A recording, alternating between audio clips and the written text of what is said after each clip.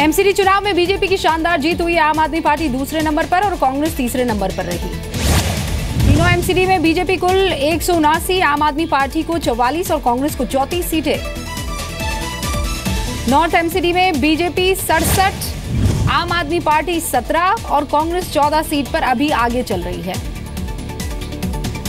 South MCD में BJP को 70, आम आदमी पार्टी को 16 और कांग्रेस को 13 सीटें अभी रुझान बता रहे हैं।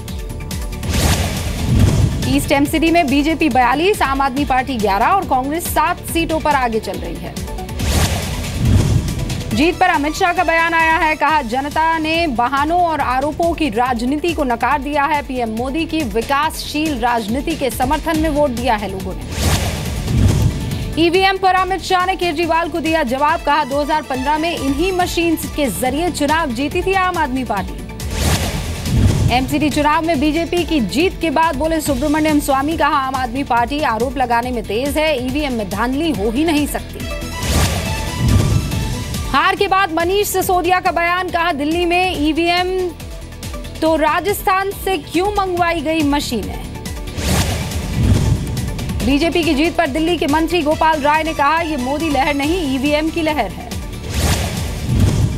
बीजेपी की जीत पर बोले केंद्रीय मंत्री नितिन गडकरी। कहा, जीत हार डेमोक्रेसी का हिस्सा है, जनता के फैसले को खुशी से स्वीकार करना चाहिए।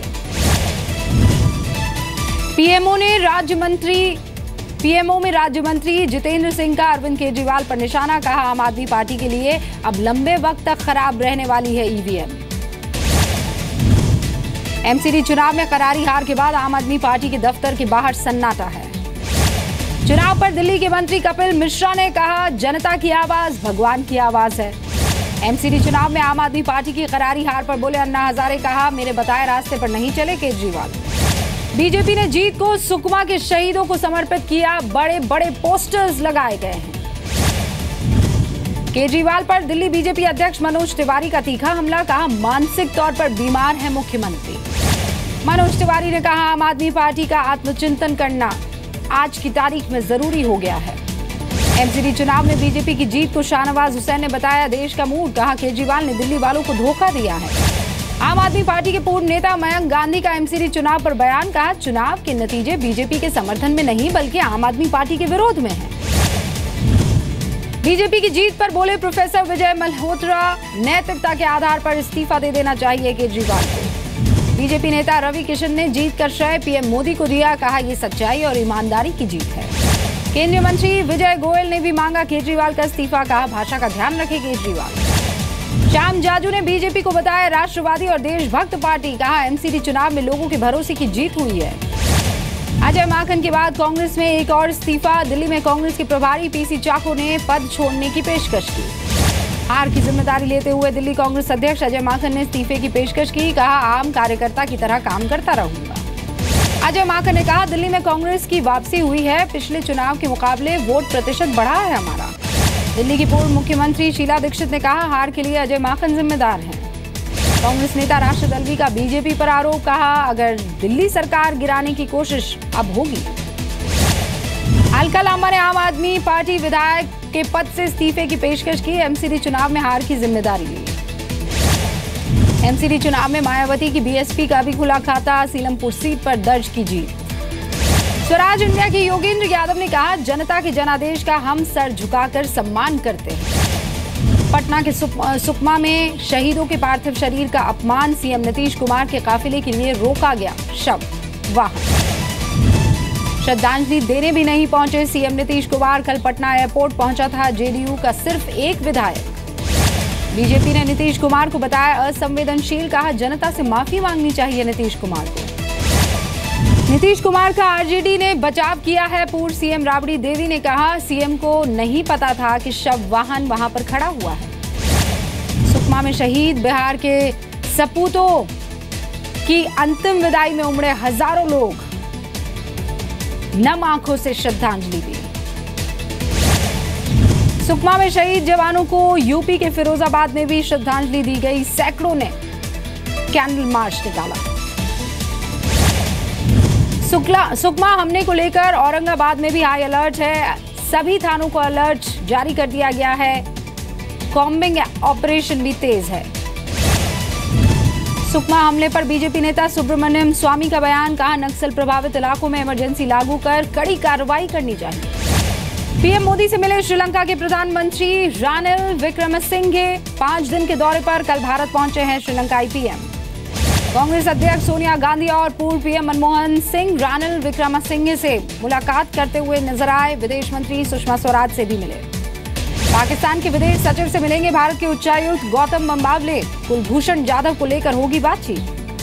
दिल्ली में राजनाथ सिंह के साथ एनएसए की बैठक, कश्मीर के हालात पर चर्चा होगी। एनएसए अजीत डोवल के कंधों पर नक्सलियों से निपटने की अब जिम्मेदारी। पीएमओ ने गृह मंत्रालय से रिपोर्ट मांगी। डोवल की कमेटी बनाएगी प्लानिंग। जम्मू कश्मीर के शोपियां में पुलिस और छात्रों के बीच झड़प, पुलिस बल पर बरसाए गए पत्थर, पुलिस ने प्रदर्शनकारियों को खदेड़ा। राजस्थान के पूर्व मुख्यमंत्री अशोक गहलोत गुजरात कांग्रेस के महासचिव बनाए गए। गुजरात के प्रभारी होंगे राजीव सातव। समाजवादी पार्टी के नेता गायत्री प्रजापति की फिर कोर्ट में पेशी, नौकरी देने के नाम पर जालसाजी का इन पर आरोप है। 3 मई को पीएम मोदी जाएंगे पतंजलि योगपीठ रिसर्च इंस्टीट्यूट का करेंगे उद्घाटन, बाबा रामदेव ने जानकारी दी। कैश फॉर सिंबल केस में एआईएडीएम के नेता और शशिकला के भतीजे दिनाकरन गिरफ्तार हो गए। 30,000 कोर्ट में मेडिकल टेस्ट के बाद अब होगी पेशी। दिनाकरन को दिल्ली पुलिस की क्राइम ब्रांच ने गिरफ्तार किया है। चेन्नई में शशिकला नटराजन के हटाए गए पोस्टर्स, एआईएडीएम के मुख्यालय पर लगी शशिकला की तस्वीर को हटा दिया गया है। शशिकला के पोस्टर्स हटाए जाने का पनीरसेल्वम गुट ने किया समर्थन, कहा इस कदम से बातचीत के लिए बना सही माहौल। कोयला घोटाले में सीबीआई ने रंजीत सिन्हा के खिलाफ दर्ज किया केस। सीबीआई के पूर्व निदेशक पर आरोपियों से मिलने का आरोप है। पश्चिम बंगाल के भद्रेश्वर में टूटी हुगली नदी पर बनी पुलिया, 50 लोग नदी में गिरे, 3 लोगों की मौत हो गई। एमपी के बालाघाट में ट्रेनी प्लेन क्रैश हो गया है। हादसे में 2 ट्रेनी पायलट्स की मौत हो गई है। जांच के आदेश दिए गए। महाराष्ट्र के एक गांव में चार्टर प्लेन ये क्रैश हुआ है। एक महिला और एक युवक की मौत हुई है। यूपी कैबिनेट की चौथी बैठक में कई अहम मुद्दों पर लगी मुहर। जमीन से कब्जे हटाने के लिए होगी एंटी भू माफिया टास्क फोर्स का गठन होगा। बद्रीनाथ केदारनाथ मंदिर समिति भंग करने के फैसले पर नैनीताल हाईकोर्ट की 1 मई तक रोक। त्रिवेंद्र सरकार ने सत्ता संभालते ही कमेटी भंग की थी। 1 मई से उत्तराखंड विधानसभा का 2 दिवसीय विशेष सत्र शुरू होगा। जीएसटी बिल को पास कराने के लिए बुलाया गया है। त्रिवेंद्र रावत सरकार की देहरादून सचिवालय में कैबिनेट की बैठक हुई। आबकारी नीति को मिल सकती है मंजूरी। यूपी में सहारनपुर के एक मंदिर से लाखों रुपए का सामान चोरी हो गया है। पुलिस चौकी के पास ये वारदात हुई। यूपी के संभल में शमशाद नाम के गौ तस्कर को गिरफ्तार किया गया है। पुलिस ने संपत्ति की भी जांच शुरू कर दी है। यूपी के महाराजगंज में तेल का टैंकर पलट गया है। तेल लूटने के लिए अफरा तफरी मची वहां पर। यूपी के मुरादाबाद में गांव वालों ने तेंदुए को लाठी डंडों से पीट कर उसकी हत्या कर दी। तेंदुए ने 4 लोगों को किया था जख्मी। उत्तराखंड के पौड़ी में नहीं छूट रहा है अधिकारियों का बत्ती मोह। डीएम समेत सभी अधिकारियों की गाड़ी पर लगी नीली बत्ती। शिमला में बीजेपी का सफाई अभियान। हिमाचल के पूर्व मुख्यमंत्री प्रेम कुमार धूमल ने भी सड़क पर झाड़ू लगाई। एमपी के इंदौर में करीब 45 लाख की पुरानी करेंसी जब्त हुई है। 500 और 1000 के नोटों के साथ पकड़ा गया कारोबारी। एमपी के हरदा में प्लाईवुड फैक्ट्री में आग लगी। लाखों का सामान जलकर खाक हुआ। आग पर काबू पा लिया गया है। एमपी के शिवपुरी में बेकाबू ट्रक ने बस को टक्कर मारी। हादसे में 3 लोगों की मौत हो गई, 11 लोग जख्मी हैं। एमपी के खरगोन में मिर्ची मंडी में शॉर्ट सर्किट हो गया, उससे आग लग गई। करीब 300 क्विंटल मिर्ची जलकर खाक हो गई है। आग पर काबू पा लिया गया है। राजस्थान के नीमराना में ठगी करने वाले गैंग का पर्दाफाश हुआ है। फर्जी बैंक अधिकारी बनकर लोगों को लगाते थे चूना। 4 मेंबर्स इस गैंग के गिरफ्तार हुए हैं। एमपी के ग्वालियर में अस्पताल की लापरवाही से 2 नवजात बच्चों की मौत हो गई। अस्पताल ने भर्ती करने से मना किया। बिहार के औरंगाबाद में हैवान पिता ने शराब के लिए पैसे नहीं मिलने पर 7 साल की मासूम को पटक कर मार डाला। शव नदी के किनारे दबाकर फरार भी हो गया। बिहार के जमुई में ट्रेन के अंदर घुसकर सोना कारोबारी को अपराधियों ने गोली मारी। 4 बदमाश अब तक पुलिस की पकड़ से बाहर हैं। रांची में रघुवर दास कैबिनेट की अहम बैठक है आज। कई अहम प्रस्तावों पर लग सकती है मुहर। झारखंड के जामताड़ा में पत्नी की हत्या का आरोपी पति गिरफ्तार हो गया है। गुनाह कबूल कर लिया है। पारिवारिक झगड़ा था हत्या की वजह। झारखंड के धनबाद में 7 साल के बच्चे को पत्थर से कुचलकर उसकी हत्या कर दी गई। जंगल में मिला शव, जांच में जुट गई है पुलिस। छत्तीसगढ़ के पंखाजूर में नक्सलियों ने एक युवक की हत्या कर दी। पुलिस की मुखबिरी का आरोप लगाया नक्सलियों ने इस पर। पश्चिम बंगाल के मुर्शिदाबाद में 2 अलग अलग छापों में 5 लोग गिरफ्तार हुए हैं। 24 बंदूकें और 50 राउंड गोलियां भी जब्त हुई है। पद्मश्री से सम्मानित कैलाश खेर के सम्मान में मुंबई में हुआ समारोह। महाराष्ट्र के सीएम देवेंद्र फडणवीस के साथ कई मशहूर हस्तियां भी शामिल हुई। झारखंड के धनबाद में दुर्लभ प्रजाति का गुलाब का फूल मिला है। करीब 15 फीट लंबा है ये पौधा। निफ्टी ने पहली बार 9,300 अंक के स्तर को लांघा है। सेंसेक्स 30,000 अंक के करीब। सरकार की कृषि आय पर टैक्स लगाने की योजना नहीं है। वित्त मंत्री अरुण जेटली ने कहा, केंद्र को कृषि टैक्स का अधिकार नहीं है। शेयर ट्रेडिंग के लिए आधार अनिवार्य कर सकता है एनएसडीएल। सेबी निर्देशों के मुताबिक डीमैट अकाउंट को आधार से लिंक किया जा सकता है। आईपीएल में कोलकाता और पुणे के बीच मैच है आज। घर में कोलकाता को कड़ी चुनौती देगी पुणे। चैंपियंस ट्रॉफी में भारत के खेलने पर सस्पेंस बरकरार है। बीसीसीआई ने आखिरी तारीख पर नहीं किया टीम का ऐलान। किंगस्टन टेस्ट में पाकिस्तान ने वेस्टइंडीज को 7 विकेट से हरा दिया है। गेंदबाज यासिर शाह बने man of the match. IIHF challenge cup Asia में भारतीय आइस हॉकी टीम दूसरे नंबर पर है। कुवैत ने जीता गोल्ड मेडल। अमोल गुप्ते के निर्देशन में बैडमिंटन स्टार साइना नेहवाल के जीवन पर बनेगी फिल्म। लीड रोल में होंगी श्रद्धा कपूर। सलमान खान का द बंग टूर पहुंच चुका है लंदन। 26 साल बाद सलमान करेंगे स्टेज पे परफॉर्म।